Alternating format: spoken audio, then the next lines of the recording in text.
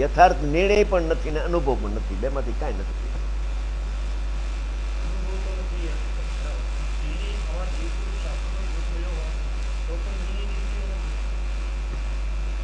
ઉપર ઉપરથી નિર્ણય કર્યો હોય, અંદરથી નહીં. કાં બીજાને કેવાથી નિર્ણય કર્યો છે, અંદરથી નથી આવ્યો. એ પરાશ્રિત નિર્ણય છે. એ નિર્ણય આવે છે ત્યારે શાસ્ત્રમાં આમ લખ્યું છે માટે હું આવો છું એમ નથી આવતું.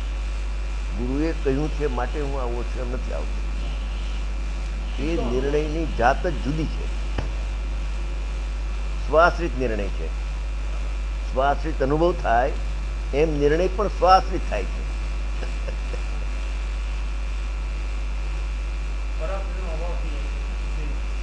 મને ગુરુએ કહ્યું છે માટે હું અકર્તા છું એમ નથી. સાંભળીને અકર્તા છું એમ નથી.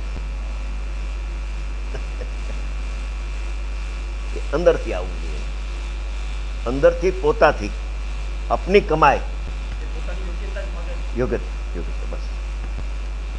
પછી આવી જાય ઓહો આ તો શ્રી ગુરુએ કહ્યું તું મને, એવું આવ્યું, એવો આત્મા જાણવામાં આવ્યો મને, એમ એને થવું. બુજભાઈ પોતાથી થવું.